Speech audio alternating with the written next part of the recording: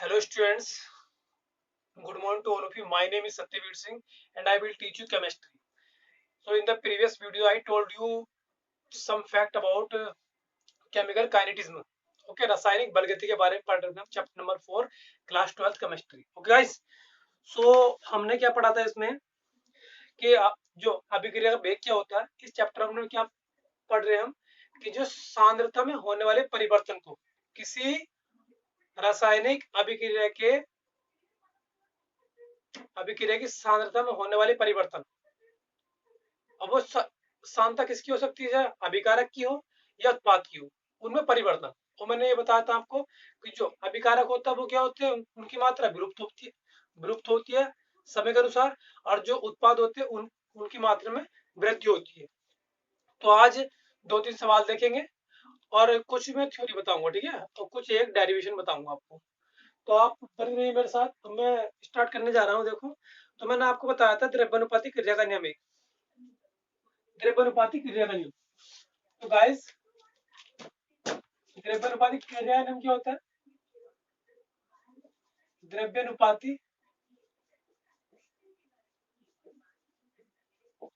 क्रिया का नियम. तो द्रव्यानुपातिक क्रिया का नियम बेसिकली उत्क्रमणीय अभिक्रिया पे लागू होता है. उत्क्रमणीय अभिक्रिया क्या होती है? N1 A plus N2 B मैंने मान लिया, reversible sign N1 N2 N3 C N4 D. ठीक है बच्चों, तो ये द्रव्यानुपातिक क्रिया के नियम के लिए मैंने लगाने के लिए एक उत्क्रमणीय अभिक्रिया मान ली. उत्क्रमणीय यानी कि इसे गर्म करेंगे तो ये बनेगा, इसको ठंडा करते तो ये बन जाएगा. दोनों डायरेक्शन में ये पॉसिबल है, राइट. अब देखो इसमें क्या करना है. इसमें मैंने एक काम किया, जो तुम्हारा द्रव्यानुपातिक क्रिया का नियम है, तो अभिक्रिया का वेग, किसी रासायनिक अभिक्रिया का वेग, तो वेग का क्या फॉर्मूला होता है? dx अपॉन कितना, dt होता है. और प्रोपोर्शनल जो अभिक्रिया का वेग होता है वो अभिकारक की, ध्यान रखना, अभिकारक की, केवल द्रव्यानुपातिक क्रिया का नियम है केवल अभिकारकों की सांद्रता की घात जो होती है, और जो तुम्हारे अभिकारक हैं ये, इनकी घातों के, इनकी सांद्रता की घातों के गुणनफल के समानुपाती होता है द्रव्यानुपातिक क्रिया का नियम. मतलब किसी रासायनिक अभिक्रिया में, रासायनिक अभिक्रिया तो हो गई है, किसी रासायनिक अभिक्रिया का वेग समीकरण जो होता है वो उन अभिकारकों की, एक अभिकारक ए है एक बी है, तो उनकी जो पावर है वो ऐसे है और जो प्लस है वो गुणा में, इस तरह से उत्पादों के लिए लेते हैं, केवल अभिकारकों की. तो ये फॉर्मूला बन गया देखो ऐसे. तो इस तरह से लिखते हैं अभिक्रिया वेग समीकरण, ठीक है. अब यहाँ पे एक काम करते हैं हम बच्चों, dx अपॉन dt. अब इस साइन को हटाते हो तो एक कांस्टेंट लगाते हैं आप, तो उसके इस कांस्टेंट का नाम रख दिया हमने k. तो a की पावर n बनी ऐसे रहेगा, और b की पावर कितना, n2. और एक बात और समझ लो, k क्या है, वेयर k बराबर कितना, वेग. ये वेग समीकरण है, तो ये क्या हो गया, वेग स्थिरांक. इसकी वैल्यू फिक्स रहती है, वेग स्थिरांक. ठीक है, वेग स्थिरांक है ये, k बराबर वेग स्थिरांक है. तो ये वाला आपने निकालना आ गया. और बच्चों मैंने एक बार बात और बताई थी यहाँ पे, मैं नोट करके फिर से बता देता हूँ आपको.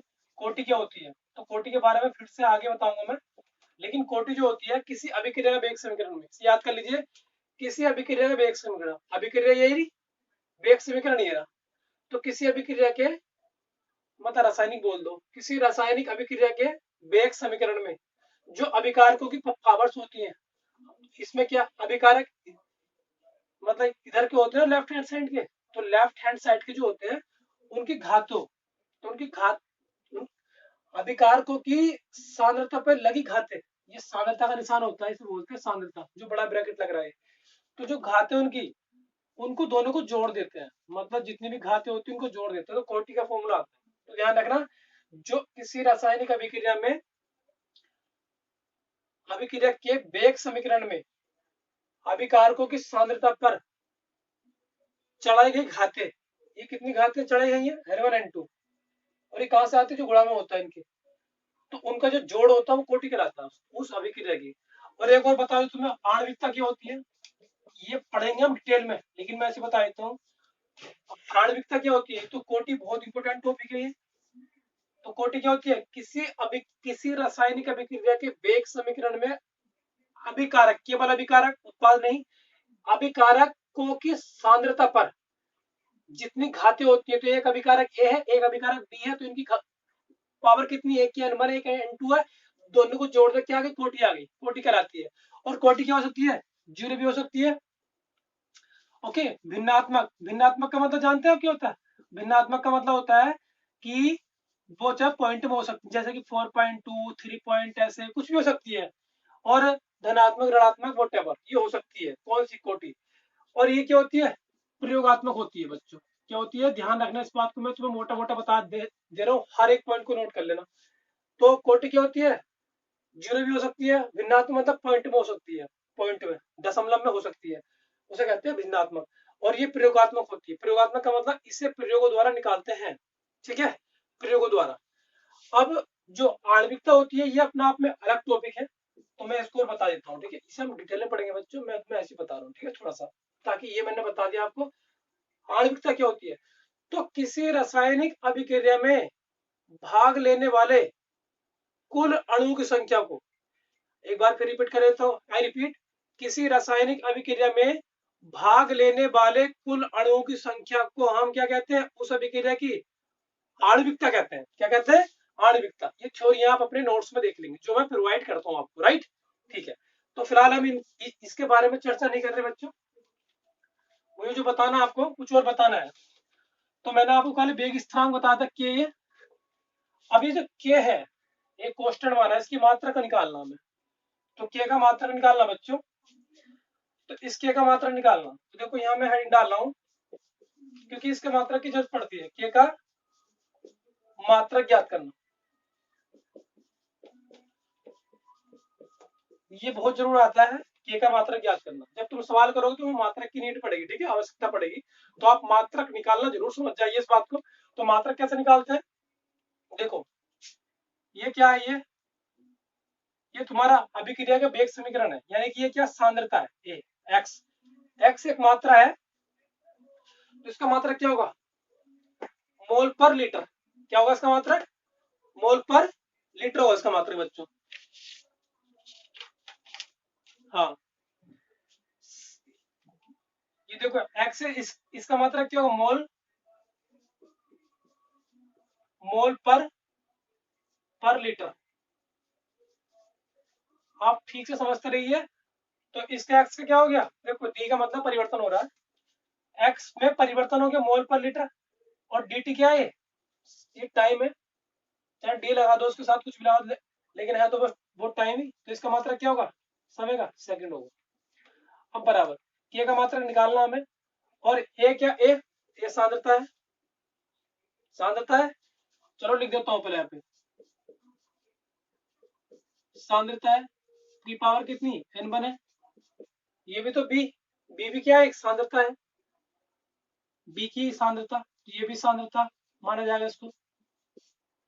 की पावर कितनी है? n2। अभी बताओ, बेस बराबर है तो पावर क्या हो जाएंगी? गुणा में जुड़ जाएंगी, जब ये आधार समान होता है। अब देखो एक काम कर रहा हूं मैं, यहां बता दूं आपको, तो ये मोल पर लीटर चल रहा है ऐसी, मोल पर लीटर गुणा सेकंड, बहुत आसान है ये, बराबर सांद्रता का मात्रक फिर से बता रहा हूं, क्योंकि ये भी सांद्रता थी एक्स, इसका मात्रक क्या? मोल पर लीटर, और अपोन में टी था, सेकंड आ गया।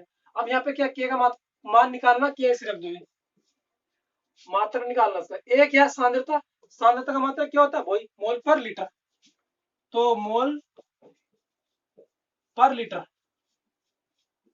की पावर कितनी है? n1 होगी, और गुणा इसका ही मोल पर लीटर होगा, मोल पर लीटर होगा इसका, इसकी पावर कितनी? n2 है। अब ये पावर क्या है? ये समान कर लू मैं, एक काम करता हूँ, मोल पर लीटर इंटू सेकेंड। अब गुणा में घाते क्या होती है? ये पद समान है, ये पद समान है, तो क्या हो गया? मोल पर लीटर की पावर कितनी हो जाएगी? पावर जोड़ जाएंगे n1 प्लस n2। अब बच्चों जो भी जोड़ के आएगी है तो पावर ही वो, तो एक काम कर ले रहा हूँ, मैं मान ले रहा हूँ n1 प्लस n2 बराबर कितना मान लेता हूँ, उसकी जगह n मान लेता हूँ, जो भी होगी होगी तो है नहीं, तो मैं इसे फिनिश कर दे रहा हूँ, देखो इतनी बात को, या फिर इधर बता देता हूँ आपको, ठीक है, आपको समझ में आ जाएगा। तो देखो, तो ये मोल पर लीटर इंटू सेकेंड बराबर के, तो मोल पर लीटर, जैसा कि आपको पता है कि मैंने क्या माना इसके n-2 की जगह जोड़ के कुछ तो आएगा, क्या मान लिया मैंने, n मान लिया, कर लो यहाँ पे लेट, क्या रख दो यहाँ पे n रख देता हूँ, ठीक है। अब एक बार बताओ, ये मोल पर लीटर है, के का मान निकालना, तो ये क्या जाएगा, अपॉन में जाएगा इसके, तो के बराबर हो जाएगा ऐसे, के बराबर क्या हो जाएगा, देखो ये मोल पर लीटर तो सेम लिखा रहेगा ऐसे, मोल पर लीटर, और ये नीचे सेकंड रहेगा, गुणा, अब ये ऊपर जाएगा क्योंकि ये देखो इक्वल कंडीशन, जो ऊपर है वो नीचे, जो नीचे वो ऊपर जाएगा, तो यानी कि लीटर ऊपर हो जाएगा, लीटर की पावर n अपॉन मोल की पावर n। आप समझ रहे होंगे इस बात को, ठीक है। चलो इसे फिनिश कर देता हूँ।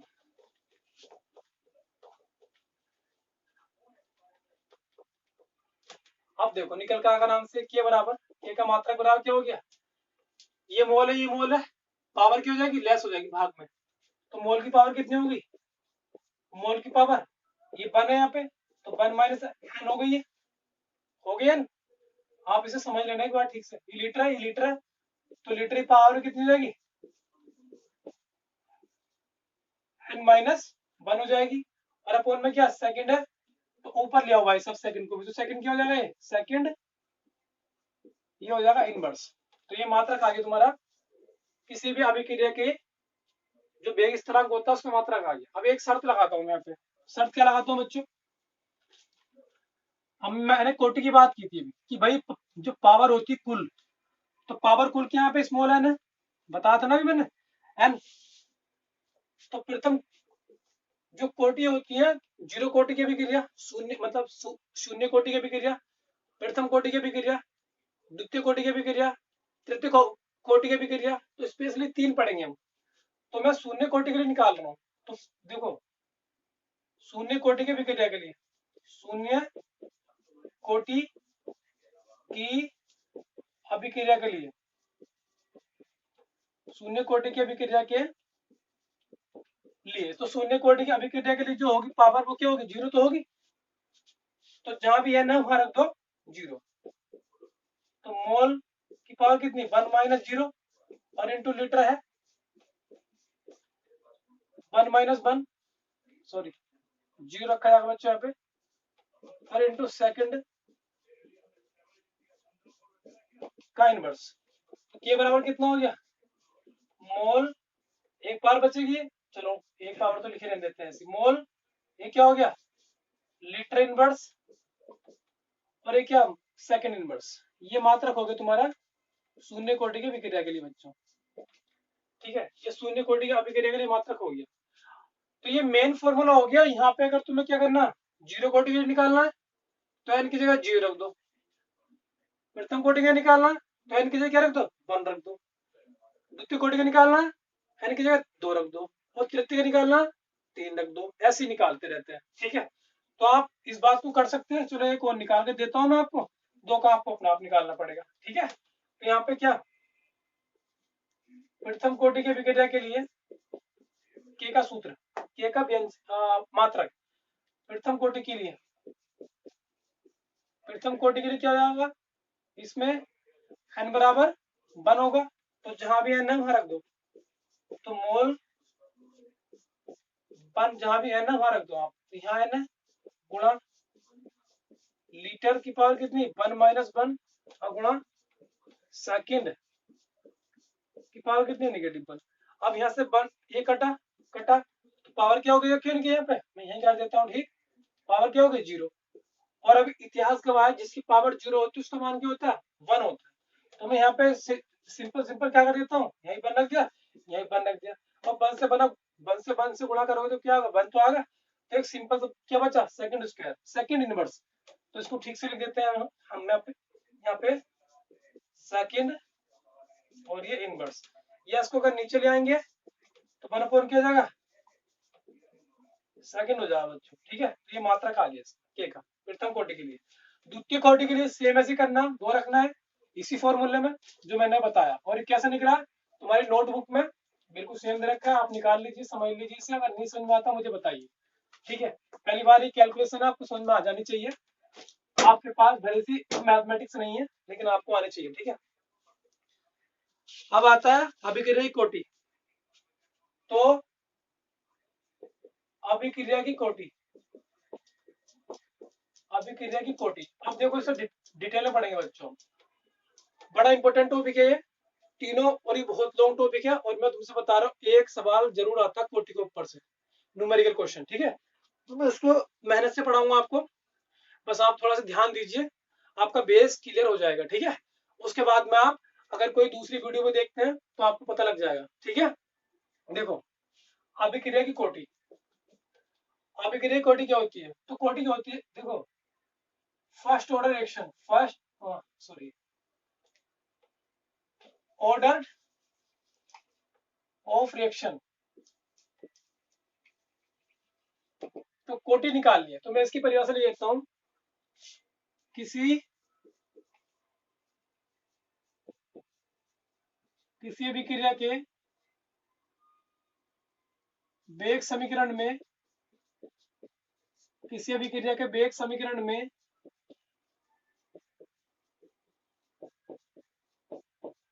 अभिकारकों की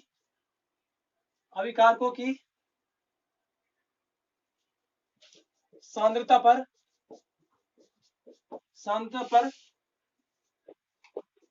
किसी अभिक्रिया के वेग समीकरण में, या रासायनिक को कर लो, रासायनिक, क्योंकि सब रासायनिक अभिक्रिया है। किसी रासायनिक अभिक्रिया का वेग समीकरण में अभिकारकों की सांद्रता पर चढ़ाई गई घातों का योग जितना होता है उसे अभिक्रिया कोटि कहते हैं। और बच्चों बड़ा इंपॉर्टेंट टॉपिक है, अभिक्रिया की कोटि कहते हैं।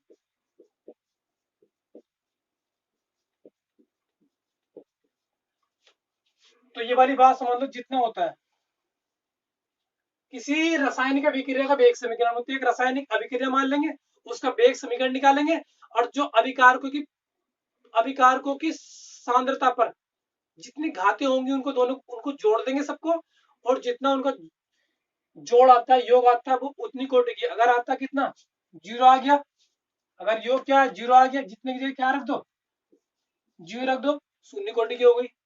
1 आ गया, प्रथम कोटि की अभिक्रिया हो गई।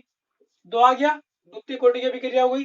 3 आ गया, तृतीय कोटि की अभिक्रिया हो गई। तो बस सेव से करना, किसी रासायनिक अभिक्रिया के वेग समीकरण में अभिकारकों की सांद्रता पर चढ़ाई गई घातों का योग यदि 0 होता है तो शून्य कोटि की अभिक्रिया कहता है।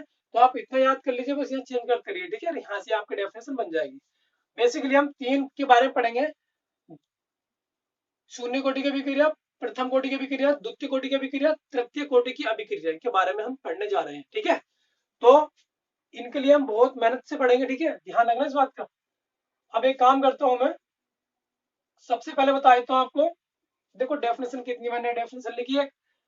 यदि एक होता है योग, 0 होता है शून्य कोटि की, 1 होता है, यदि 1 होता है प्रथम कोटि की, यदि 2 होता है द्वितीय कोटि की, 3 होता है तृतीय कोटि की। तो इनके एग्जाम्पल आप देख लेंगे, आपको पता पक्का लग जाएगा। ठीक है, इनके एग्जाम्पल से।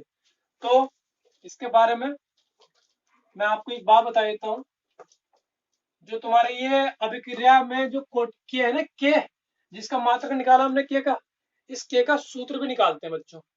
ठीक है, कैसे निकालते हैं सूत्र देखो।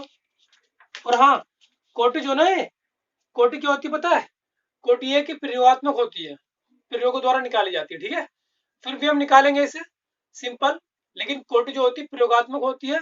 और जो दूसरा टॉपिक है मतलब आणविकता, तो वो क्या होती है, सैद्धांतिक होती है। सिद्धांत के द्वारा निकाली जाती है, सिद्धांतों द्वारा। और जो तुम्हारी कोटि होती है उसे निकालते हैं प्रयोगों द्वारा। इस बात का थोड़ा ध्यान रख लीजिए आप। तो अभिक्रिया की कोटि क्या होती है, प्रयोगात्मक होती है, जबकि आणविकता सैद्धांतिक होती है, सैद्धांतिक थ्योरेटिकल होती है। ठीक है, बच्चों एक सवाल है इसमें, एक सवाल दे रखा है इन्होंने ये कि अभिक्रिया वेग दे रखा है बच्चों, देखो ये अभिक्रिया का एक मतलब रिएक्शन दे रखी है इन्होंने, एक क्या दे रखी है x+2y और एरो z। तो अभिक्रिया में मैं पूरी नहीं लिखूंगा, आपका सवाल है नोट्स में देख लेंगे आप। अभिक्रिया में x के विलुप्त होने की, अब आपको तो पता ही है अभिकारक क्या होती है हमेशा, तीर के निशान से पहले क्या होते हैं, एरो के निशान से पहले, ये क्या होते हैं हमेशा विलुप्त होते हैं, खत्म होते हैं, फिनिश होते हैं। जबकि ये क्या होते हैं उत्पाद, ये हमेशा बनते हैं, मतलब इनमें वृद्धि होती है, जबकि इनमें क्या होती है विलुप्त होती है, खत्म होते हैं, फिनिश होते हैं। ठीक है, तो कह रहा है कि ये क्वेश्चन दे रखा है इन्होंने, मतलब रिएक्शन दे रखी इन्होंने, रिएक्शन दे रखी है ये। तो अब कह रहा है कि अभिक्रिया में x के विलुप्त होने की दर, दर देखो दिया क्या इन्होंने बच्चों, दिया क्या इन्होंने पता है, अभिक्रिया में x के विलुप्त यानी कि x विलुप्त होने की दर, विलुप्त दर क्या होगी, ये होगी dt। x में ये डेल्टा मतलब विलुप्त होना की दर, ठीक है, क्या होती है, कितनी दे रखी है ना, ये दे रखी है 10 की पावर -3, 10 की पावर -3 मोल पर लीटर इनवर्स। देखो मोल,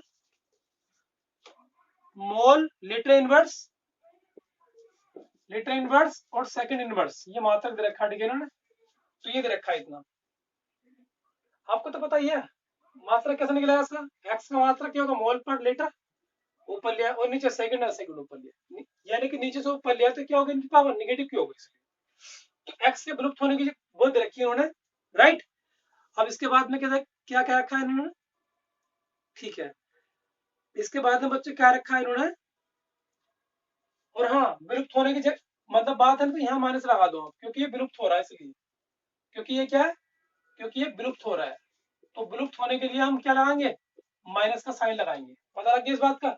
और बात दे रखी है इनने, तो कह रहा है तो बाई के विलुप्त होने की दर क्या, बाई के विलुप्त होने की दर क्या होगी, यानी कि डेल्टा बाई और अपॉन डेल्टा टी निकालना है बच्चों, माइनस का ये निकालना है।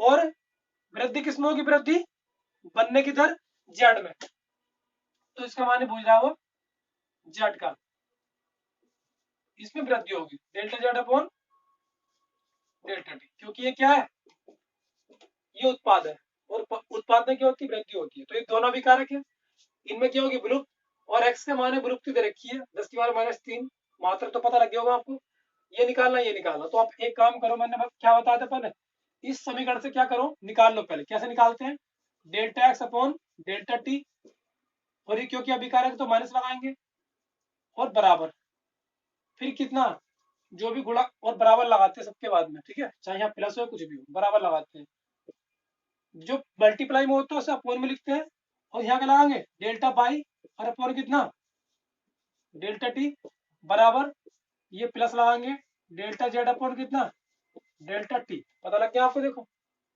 ठीक है।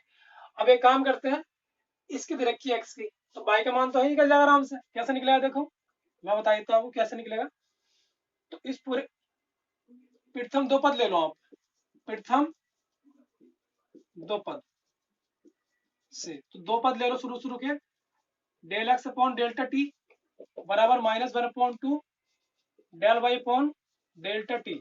अब इसकी वैल्यू कितनी रखी पूरी, ये दे रखी, एक्स के मान में विलुप्त होने की दर दे रखी है, विलुप्त का मतलब खत्म होना, तो 10 की पावर -3 रख दो बराबर कितना -1/2 और delta y upon delta t. अब ऐसे delta y upon delta t कितना आएगा, दो के ऊपर गुणा हो जाएगी, तो ये हो जाएगा -2 गुणा 10 की पावर -3 मोल, मोल और लीटर इनवर्स और समय इनवर्स, ये मात्रक होगा बच्चों इसका। तो बाई के मान में निकाल लिया हमने, देखो माइनस का आ रहा है, इसका मतलब क्या बता रहा है माइनस, कि भैया विलुप्त हो रहा है क्योंकि ये अभिकारक है, ठीक है। अब जेड में और निकालनी है, तो जेड के निकालने के लिए एक काम करेंगे, इसे फिनिश करता हूं मैं, आपसे समझ गए होंगे, ठीक है। अब जेड के निकालने के लिए मैं एक काम करूं क्या, लास्ट के दो पद बराबर रख लूं, ये वाला पद ये वाला पद, समझ रहे ना बात आप, ठीक है। अब देखो अंतिम अंतिम दो पद लेने पर, दो पद से, क्योंकि आप देख लेगा किसका मान निकालना, किस किसकी नीड है, बस अंतिम दो पद से। चलो निकाल, दो पद से तो माइनस 1/2 और डेल्टा बाई अपॉन कितना, डेल्टा टी बराबर कितना, plus delta z upon delta t. तो ये 1/2 मैंने यहाँ लिख दिया और माइनस डेल्टा बाई अपॉन कितना, डेल्टा टी बराबर डेल्टा जेड अपॉन कितना, डेल्टा टी। अब ये इसका मान कितना होगा, minus delta by upon delta t का, d by upon d t का, एक माइनस पहले से ही है, एक माइनस से आएगा तो क्या होगा, ये प्लस हो जाएगा, यानी कि 2 गुणा 10⁻³ बराबर delta z upon delta T. देखो ये आ गया 2 से 2 कटा और ये आ गया प्लस का 10⁻³ बराबर कितना, delta z upon delta t. अब पता लग रहा है तुम्हें इसका मात्रक, ये प्लस को क्यों आ रहा है, ये उत्पाद है इसलिए इसके मान में समय के अनुसार क्या हो रही है, वृद्धि हो रही है, जबकि जो अभिकारक थे उनके मान में क्या आता है, माइनस चिन्ह आता है, इसका मतलब उनमें समय के अनुसार उनकी सांद्रता में क्या हो रहा है, परिवर्तन हो रहा है, वो भी कमी हो रही है। ठीक है, ये सवाल था, एक न्यूमेरिकल क्वेश्चन था, मैंने आपको बता दिया सर। ठीक है, आई होप तुम्हारी समझ में आ गया होगा। ओके ठीक है, अब एक काम करता हूं मैं, इस सवाल को बताने का मेरा मोटिव नहीं था, ठीक है, मैं आपको कुछ और बताना चाहता हूँ। ठीक है, एक ग्राफ मैंने बताया था आपको, एक ग्राफ है ये, क्या ग्राफ है ये तो एक्स एक्स है, ये वाई एक्स है, एक्स एक्स वाई एक्स। तो बच्चों ये बताओ तुम पहले इसमें, अगर ये क्या अभिकारक है, अभिकारक है, और ये क्या, ये टाइम चल रहा है, उधर को चल रहे हैं अभी अभिकारक। तो अगर ये समय बढ़ता रहेगा, समय बढ़ता रहेगा तो समय के अनुसार क्या होता, अभिकारक की मात्रा घटती रहेगी, क्योंकि उत्पाद ज्यादा बनता रहेगा। आपको पता है ना इस बात का, कि अगर हम उत्पादों से अभिकारक को बना रहे, नहीं नहीं नहीं, अभिकारकों से उत्पादों को बना रहे हैं, तो अभिकारक की मात्रा घटती जाएगी, लगातार घटती जाएगी और उत्पाद ज्यादा बनते जाएंगे। तो इसका मतलब क्या, अगर उत्पाद की मात्रा ज्यादा यहाँ थी मैक्सिमम, तो वो समय के अनुसार कम होती होती जाएगी, ऐसे ऐसे चली जाएगी। तो ग्राफ बन गया इस टाइप से। ठीक है, ये किसका ग्राफ है, यह अभिकारक का, अभिकारक को समय अनुसार परिवर्तन। अगर मैं दूसरा ग्राफ बनाऊं ऐसे, आपके बनाता हूं उत्पादों का, तो ये क्या पे उत्पाद है, प्रोडक्ट है और टाइम है। तो जैसे जैसे टाइम बढ़ेगा, ये जीरो टाइम है, जैसे जैसे टाइम बढ़ेगा तो उत्पादों की मात्रा क्या होती है, वैसे बढ़ती है। तो यहाँ से अगर वो जीरो पे है शुरू में, क्योंकि शुरू में तो उत्पाद बना नहीं ना, जब समय जीरो है, कोई मान लो बिक रहा है, जैसे मिलाया उसमें तो समय शून्य तो होगा जिसपे बनने स्टार्ट हुई वो, तो वो ऐसे चलता जाएगा और ऐसे ऐसे ये ग्राफ बन जाएगा। तो ये किसके लिए, उत्पादों की परिवर्तन है, जीरो से ऊपर जाना बहुत ऊपर इनकी वैल्यू, और यहाँ पे क्या नीचे को आना, यानी कि इसकी मात्रा क्या हो रही है, कम हो रही है। ठीक है, तो ग्राफ से आप पता लग गया होगा। ठीक है, ये ग्राफ खींच रहे हैं इसमें, तो आपको पता लगना चाहिए इन ग्राफों का मतलब क्या होता है। ठीक है, अब इसके बाद में क्या देखो बच्चों, इसके बाद में क्या है, जो शून्य कोटि की अभिक्रिया होती है, कोटि के प्रकार है, और मेरी बात मान लो, कोटि को आप पूरा कर लो। ठीक है, कोटि के प्रकार, अभिक्रिया की, अभिक्रिया की कोटि के प्रकार, the types of order reaction. Okay, order reaction of, the types of order reaction. तो इसके टाइप्स कितने होते हैं, बेसिकली बेसिकली हम 3 पढ़ेंगे। एक तो जीरो कोटि की अभिक्रिया, प्रथम कोटि की अभिक्रिया, द्वितीय कोटि की अभिक्रिया, तृतीय कोटि की अभिक्रिया। और मैं आपको बता दूं सबसे मोस्ट कौन सी है इसमें, जिससे सवाल पक्का आता है, वो प्रथम कोटि की अभिक्रिया, सबसे वेरी वेरी इंपोर्टेंट सवाल इससे आता है बच्चों। ठीक है, प्रथम कोटि की अभिक्रिया से आता है, तो मैंने बता दिया, उसकी डेफिनेशन मैंने क्लियर कर दी है कि किसी रासायनिक अभिक्रिया के वेग समीकरण में अभिकारकों की सांद्रता पर चढ़ाई गई घातों का योग जितना होता है वो उसकी कोटि कहलाती है। यदि 1 0 होता है तो शून्य कोटि की अभिक्रिया, 1 होता है प्रथम कोटि की अभिक्रिया, 2 होता है द्वितीय कोटि की अभिक्रिया, और 3 होता है तृतीय कोटि की अभिक्रिया। ठीक है, पता लग गया आपको, डेफिनेशन क्लियर। अच्छा ठीक है, अब इसके एक काम करते हैं, देखो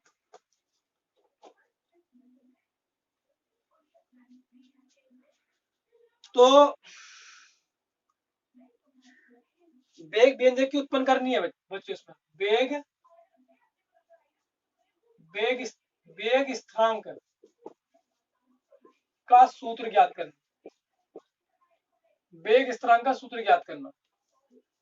तो 3 रिएक्शन बताए मैंने, तो इनके वेग स्थिरांक ज्ञात करने बच्चों, ठीक है। तो वेग स्थिरांक कैसे ज्ञात करते हैं, इसमें डबल डबल मेथड दे रखे हैं, मगर मैं आपको डबल मेथड से नहीं बताऊंगा, मैं आपको एक ही मेथड से बताऊंगा, ठीक है।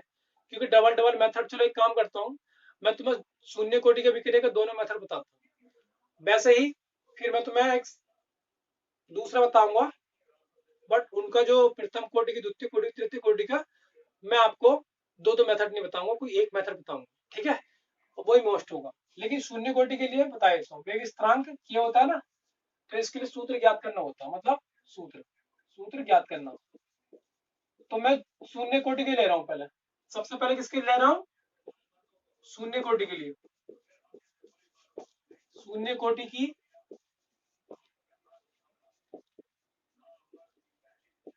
शून्य कोटि के विकिरण के लिए,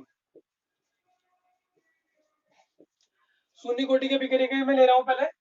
देखो अब एक बात सुनो, इस बात को आप ठीक से समझना बच्चों, चलो मैं हिंदी में लिखता हूँ। देखो अभिकारक, अभिकारक से क्या बनते हैं, उत्पाद बनते हैं, क्लियर। ये आपको पता होगा बहुत अच्छे से कि दो या दो से अधिक अभिकारक जो भी पदार्थ मिलते हैं, और एक चीज नहीं बनती है, तो वो क्या, जिनको मिलाया वे अभिकारक, जो नया बना वो उत्पाद, ठीक है, यानी कि रिएक्टेंट्स एंड प्रोडक्ट। अब ये अभिकारक है, तो अभिकारक क्या होते हैं, रिएक्टेंट्स होते हैं, और उत्पाद क्या होते हैं, पी होते हैं, क्लियर। अब देखो एक बात समझ लेना पहले, अगर मान लीजिए प्रारंभ में, प्रारंभ में मतलब क्या है कि जब रिएक्टेंट की मात्रा कितनी ए है, प्रारंभ का मतलब होता है जब समय कितना है, इस बात को आप ठीक से समझ लेना बच्चों, जब समय टी बराबर 0 सेकंड है, तो रिएक्टेंट की मात्रा तो कुछ ना कुछ है।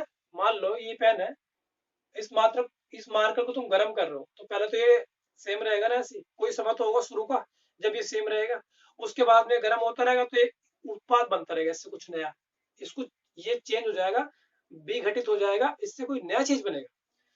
तो अभी नई चीज नहीं बनी, मतलब कि प्रोडक्ट क्या, 0 है। अब समझो, अब कोई एक समय ले लिया, मतलब अब समय 0 नहीं रहा, 0 नहीं रहा, इसका मतलब क्या, कुछ ना कुछ समय हो गया, 1 सेकंड मान लो, 2 सेकंड मान लो, 2.5 सेकंड मान लो, 50 सेकंड मान लो, 1,00,000 सेकंड मान लो, वट, लेकिन टाइम 0 नहीं है, 0 से कुछ ज्यादा है। देखो मैंने लिखा time does not equal to 0, कुछ भी हो सकता है, टाइम 0 नहीं, मगर ठीक है। तो ये हो गई एक कोई कंडीशन हो गई, तो उस कंडीशन में भैया प्रोडक्ट कुछ तो बनेगा, तो मैंने मान लिया प्रोडक्ट एक्स मान लिया, इस ए से प्रोडक्ट क्या बनेगा, एक्स बनेगा। तो अब बताओ कितनी मात्रा रह जाएगी, मैंने बताया तुम्हें कि अभिकारक की मात्रा से ही उत्पाद बनते हैं, तो एक्स बना, किससे बना, ए से, तो यहाँ कितनी बची मात्रा इसकी, ए माइनस एक्स। बात समझ में आ गई आपकी नहीं, एक बार और समझा देता हूँ। प्रारंभ में टी बराबर 0 होता है, रिएक्टेंट्स की मात्रा कितनी, ए मान ली मैंने, प्रोडक्ट क्या बनता है, 0, कुछ नहीं बनता, शुरू में कुछ नहीं बनेगा। लेकिन कोई समय जब टी बराबर 0 नहीं है, तो वहां पे क्या, एक्स उत्पाद बन गया, ये किससे बना उत्पाद, इससे बना, ए से, तो यहां से कम हो जाएगा, नहीं हो जाएगा, ये जो बना, मान लो अगर किसकी मात्रा कितनी 10 है, ये रिएक्टेंट है, और ये कितना प्रोडक्ट है, तो शुरू में क्या, ये 0 समय है, तो रिएक्टेंट का रिएक्टेंट ऐसे रहेगा, उत्पाद क्या बनेगा, 0। लेकिन अब टी बराबर कितना, डज नॉट इक्वल टू 0, कुछ समय मतलब हो गया, तो मान लो अगर कितनी बनी इसकी मात्रा, 4 बन गई, तो कहां से बनी है, 10 से तो बनी, तो यहाँ कितनी बची, 6। तो मतलब कहने का ये है कि मैंने घटाया तो 10 में से माइनस 4, 6, हाँ ये, तो यहाँ कितना बचेगा, 6 बचेगा। तो मैंने ये तो लिखा यहाँ पे, बस ये नंबर में हो गया और वो ऐसे हो गया, ठीक है बच्चों। तो आपको पता लग गया इस बात का कि मैंने क्या लिखा, ठीक है। तो मैं एक बात आपको बता देता हूँ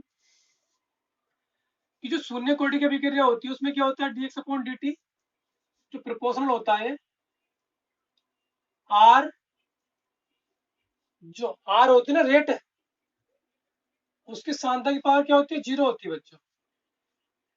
अभिक्रिया का वेग समीकरण में किसी रासायनिक अभिक्रिया के वेग समीकरण में जो अभिकार की पावर होती है वो 0 होती है। दूसरे में क्या होगी, dx अपॉन dt में r की पावर क्या होगी, 1 होगी। तृतीय में क्या होगी,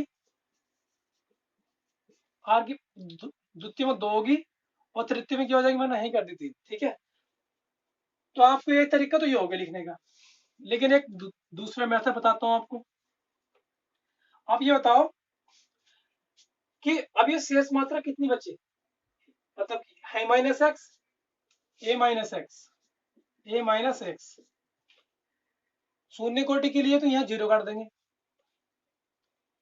द्वितीय कोटि के लिए है, सॉरी प्रथम कोटि की अभिक्रिया के लिए है तो यहाँ पे 1 कर दोगे, यहाँ पावर। तृतीय कोटि के लिए है तो यहाँ पे आप क्या कर दोगे, 2 कर दोगे। और तृतीय कोटि के लिए है तो dx upon dt समानुपात a minus x की पावर कितनी, यहाँ 3 कर दोगे। ठीक है बच्चों, तो इस प्रकार से चलता रहेगा और मैं इस वाले मैट्रिक्स से सवाल सोल्व करूंगा आपके, मतलब के का सूत्र ये करूंगा और एक के का फॉर्मूला, के सूत्र हम सबके लिए निकालेंगे, 0 कोटि के लिए, प्रथम कोटि के अभिक्रिया के लिए भी, द्वितीय कोटि के लिए, तृतीय के लिए भी निकालेंगे। ठीक है, तो मैं इनका ज्यादा यूज करूंगा, ध्यान रखना dx अपॉन dt। यहाँ आप इसको हटा सकते हो और यहाँ पे के लगा सकते हो कांस्टेंट। ठीक है, ये आपकी नोटबुक में लिख रहा है, अगर ये बात आपको समझ में आ गई तो मुझे बता देना कि हाँ समझ में आ गई मेरी। ठीक है, अब इसके लिए फॉर्मूला निकाल लेते हैं। ठीक है, अब टाइम वेस्ट नहीं करते हैं बिल्कुल, है ना। तो मैंने आपको क्या बताया था, दोनों मेथड से निकालने के लिए बताया था शून्य कोटि के लिए। तो क्या बताया मैंने तुम्हें, देखो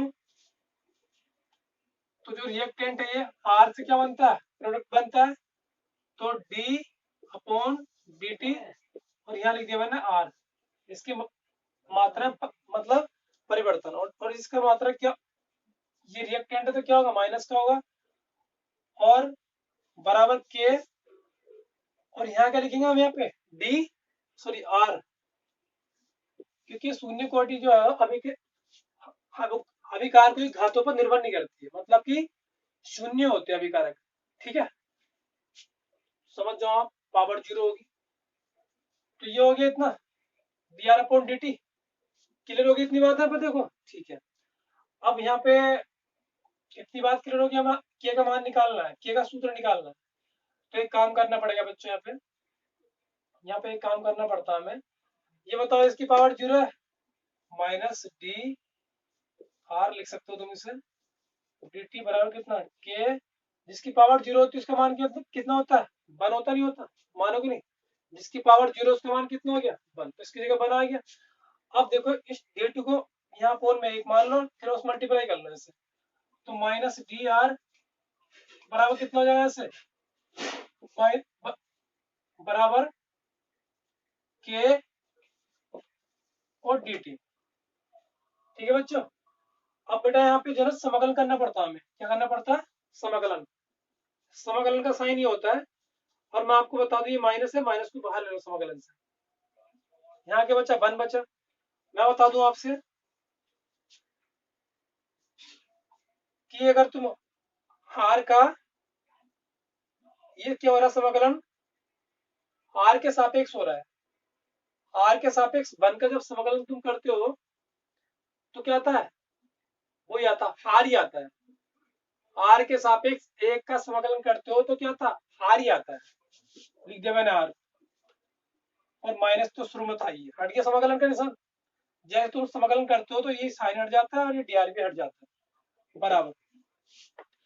अब टी के सापेक्ष हो रहा है तो टी वाले पद होते तो ठीक रहता, तो समाकलन से अंदर रहते, लेकिन अभी क्या टी वाला पद नहीं है कि इसके को बाहर निकाल दो, तो के बाहर आ गया और ये 1 इंटू डी टी। तो जैसे यहाँ हुआ था कि आर के सापेक्ष 1 का समाकलन क्या आता, मतलब वही आया था, आर ही आया था, तो टी के सापेक्ष 1 का समाकलन क्या आगा, टी तो आगा। ध्यान रखना इस बात का, बहुत जरूरी है। आप चूंकि मैथ वाले बच्चे नहीं है तो इसलिए आपको थोड़ी समस्या आ सकती है बच्चों। तो टी और यहाँ लगाएंगे हम सी, एक कांस्टेंट लगाना पड़ता हमें, जैसे तुम समाकलन करते हो ना बच्चों, तो हमें सी लगाना पड़ता है, सी। तो कांस्टेंट को मैं क्या कहता हूँ इसे शॉर्ट में, सी। ध्यान रखना इस बात का, ठीक है। ये वाली बात आ गई। अब इसे समीकरण 1 मान लो।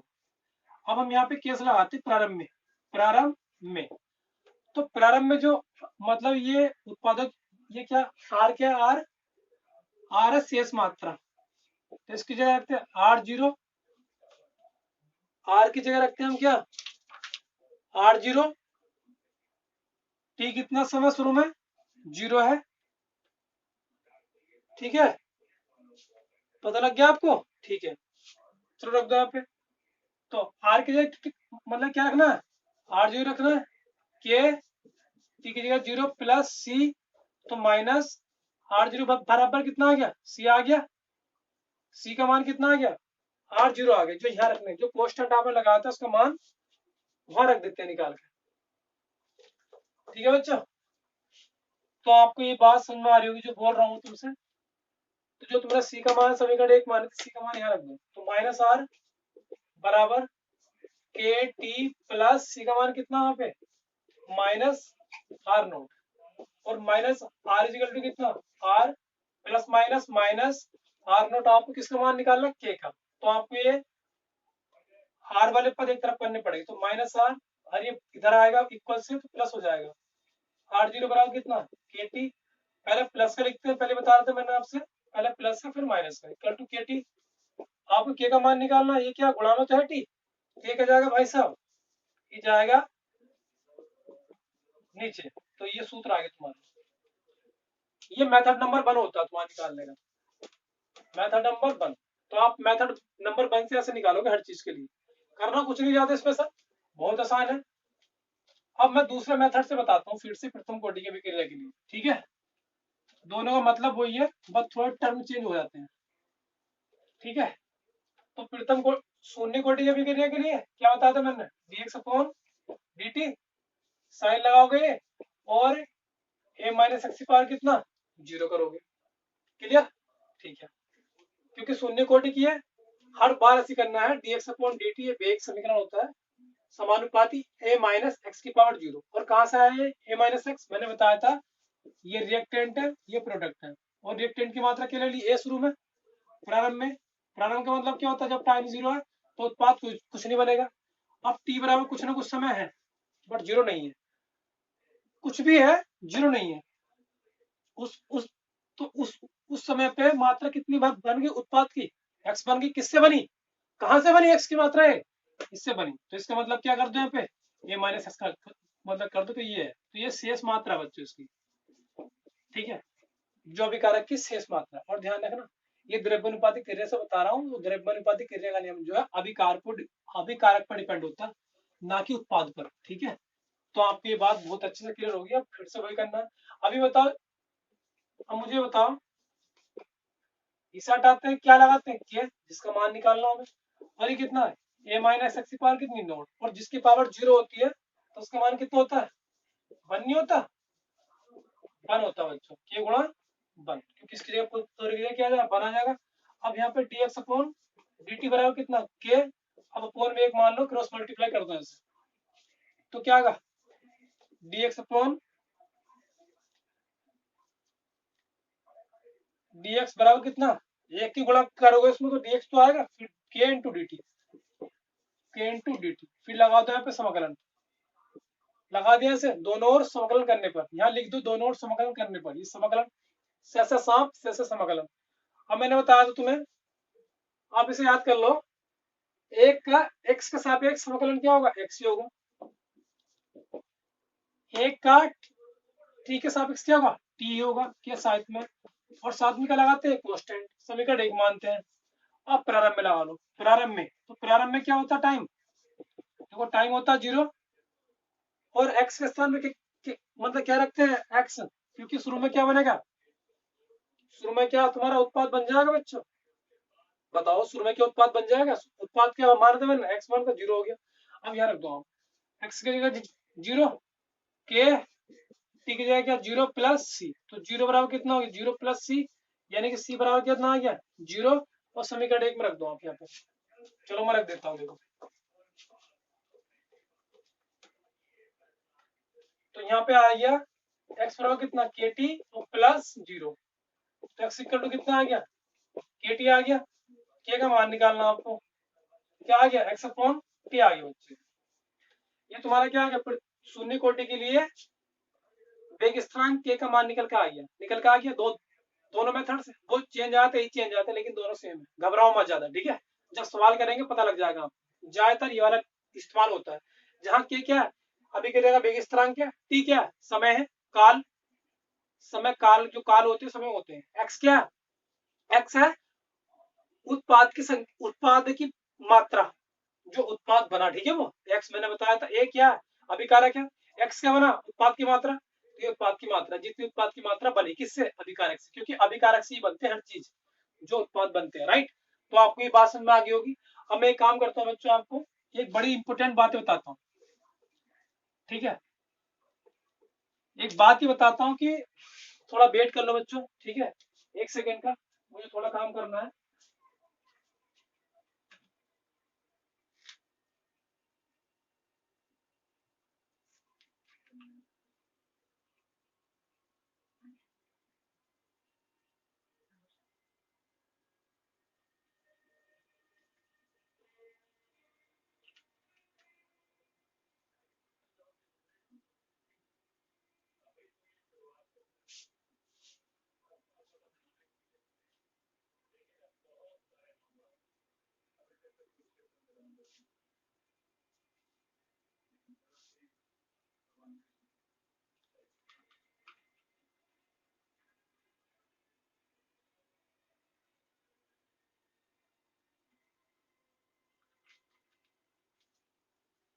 ओके बच्चों, देखो यहाँ पर ध्यान दो आप, एक होता है अर्धायुकाल, टर्म है अर्धायुकाल, बहुत अच्छा टर्म है, इसे कहते हैं हाफ लाइफ। हाफ लाइफ, तो हाफ लाइफ किसे कहते हैं, या इसको हाफ एज भी कहते हैं, क्या बोलते हैं इसे, हाफ एज, ठीक है, इसको हाफ एज भी कहे हम बोल देते हैं। तो ये अर्धायुकाल के, क्योंकि इसमें जो अभी आए इसको दोबारा लिख देता हूँ, k टी, ठीक है, तो इसमें हम प्रयोग करेंगे।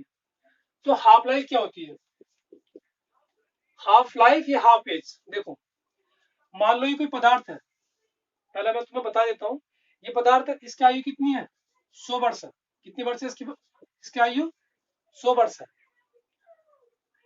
अब क्या हो गया कि एक समय आया, एक समय, अर्धायुकाल एक समय ही है, वह समय जिस पर किसी पदार्थ की मात्रा, वह समय जिस पर किसी पदार्थ की मात्रा उसकी प्रारंभिक मात्रा की आधी रह जाए, यानी कि 100 वर्ष है, 100 वर्ष है, लेकिन 10 साल बाद, 10 साल बाद इसकी आयु कितनी रहेगी 50 रहेगी, तो ये 10 साल क्या हो गया इसका अर्धायुकाल हो गया।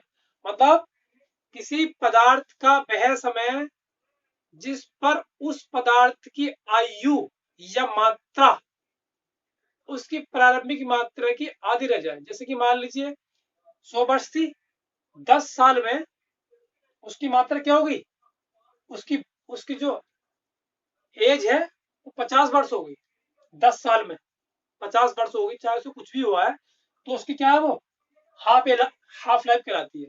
और जो अर्धायुकाल, देखो ये काल क्या होता है टी होता है, और ये अर्ध हो गया, अर्ध का मतलब क्या आधा, तो यहाँ सफिक्स में लिख देते हैं अर्ध आयु, तो टी हाफ, टी और सफिक्स में एक बढ़ दो, इसका मतलब क्या काल अर्ध, अर्धायुकाल, तो टी हाफ से इसको रिप्रेजेंट करते हैं, ठीक है बच्चों। अब एक बड़ी मजे की बात है, ये आपको पता लग गया, डेफिनेशन आप याद कर लेंगे कि वह समय किसी भी वस्तु का, किसी भी रेडियोएक्टिव पदार्थ का वह समय जिस पर उसकी मात्रा या फिर आयु प्रारंभिक मात्रा की आधी रह जाती है, या तो उसकी आयु या उसकी मात्रा प्रारंभिक की, जितनी प्रारंभ में की उसकी आधी रह जाती है, तो जिस समय पर उसकी प्रारंभिक मात्रा की आधी रह जाती है मात्रा, उस समय को हम कहते हैं अर्धायुकाल, और टी हाफ से रिप्रेजेंट करते हैं। अब देखो मैंने बताया था रिएक्टेंट से क्या बनते हैं प्रोडक्ट, समझ लेना इस बात को, मात्रा क्या पहले जब इसकी टी बराबर 0 पर प्रारंभ में प्रारंभ का मतलब टी बराबर 0, मात्रा कितनी हुई प्रोडक्ट की 0, लेकिन एक समय है ये 0। अब मैं इस समय को ही बच्चों अर्धयुकाल मान रहा हूं, ध्यान दो इस बात का आप, यानी कि मैं ब्रैकेट बंद कर देता हूं, मुझे तो पता नहीं क्या समय है, लेकिन मेरे बच्चों इसको मैं क्या मान ले रहा हूं, अर्धयुकाल मान ले रहा हूं, यानी कि ये 0 तो है नहीं, जो भी है इस समय पर इसकी मात्रा क्या रहेगी, आधी हो गई, नो नो नो नो, आधी, हाँ आधी यूज होगी तो कितनी बची, ये तो बची, a माइनस ए बटे 2 में से अगर तुम घटाओगे तो क्या आएगा 2a, तो ये आ जाएगा तुम्हारा सोल्व करके a बटे 2,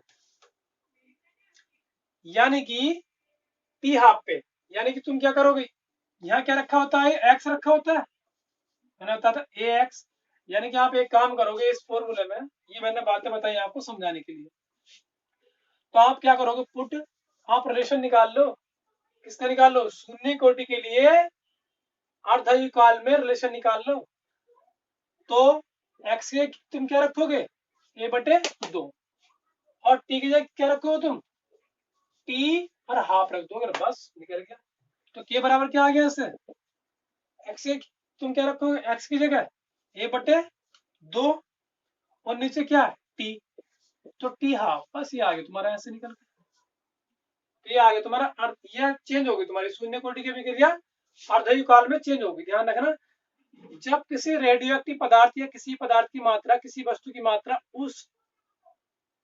उसकी प्रारंभिक मात्रा या उसकी आयु की आधी रह जाती है, तो वो समय जिसपे वो आधी रहेगी प्रारंभ की, उसे कहते हैं हम अर्धयुकाल, टी हाफ से रिप्रेजेंट करते हैं, और एक्स की जगह बस मैंने ए बटे 2 रखा है, क्योंकि ये आधी मात्रा यूज हो गई और आधी बची, ठीक है, तो आपको बात पता लग गई होगी, ठीक है, थैंक यू। अब इसके बाद क्या करना है, अब मैं एक काम कर रहा हूँ बच्चों, एक और फंडा लगाता हूँ, देखो इसमें जो प्रथम कोटि के लिए, जीरो कोटि के लिए निकल कर आए, ये निकल के आया बच्चों, है ना, के का मान, के का सूत्र जो निकल के आया, तो मैंने अर्धयुकाल को ले लिया, अब मैं एक काम करता हूँ 3/4 के ले लेता हूँ, 3/4 मात्रा के लिए, मतलब 3/4 मात्रा उसकी विघटित हो गई, यानी कि 3 का मतलब क्या हो गया, तो पहले क्या, जो तुम्हारे रिएक्टेंट होते हैं उनसे क्या बनते हैं, प्रोडक्ट बनते हैं, अगर टी बराबर 0 पे क्या मात्रा है उसकी, ये है, प्रोडक्ट शून्य बनता है, लेकिन जब क्या होगी टी बराबर 0 नहीं है, इसका मतलब क्या 3/4 है, तो टी क्या होगा, ये टी यहाँ लिख दो 3 और 4, 3/4 का मतलब 3 ऊपर चौथाई नीचे, यानी कि 3/4 भाग उसका खत्म हो गया, देखो, तो यहाँ क्या हो गया, यहाँ पे अगर 3/4 यानी कि 3/4 ए, तो यहाँ क्या बचेगा, ए माइनस 3 ए बटे कितना 4, तो ये कितना बचेगा, ए बटे 4 बचेगा बच्चों, ठीक है, ये वैल्यू किसकी होगी, एक्स की होगी, बस ये रख दो, और टी की जगह क्या रखेंगे 3/4, तो रख दो, ए बराबर एक्स के स्थान में क्या रखना है, 3 ए बटे 4, और अपॉन में कितना टी, टी की जगह रख दो तुम 3/4, 3/4 के लिए बन गई, अब तुम किसी के लिए बना लो, ठीक है, 1/4, 5/4, 10/4, वॉट एवर, ठीक है, जो तुम्हें बनाना है, ठीक है, आपको पता लग गया इससे कैसे करते हैं, ये मामला हम फिट करते हैं, आपको इस सवाल करने में बड़ी आसानी महसूस होगी इसमें, तो आप इन सवालों कर लोगे, ठीक है। अब इसके बाद मैं काम करता हूँ, आपको ये शून्य क्वालिटी के लिए मैंने बता दिया आपको, अब मैं एक काम करूंगा बच्चों, आपको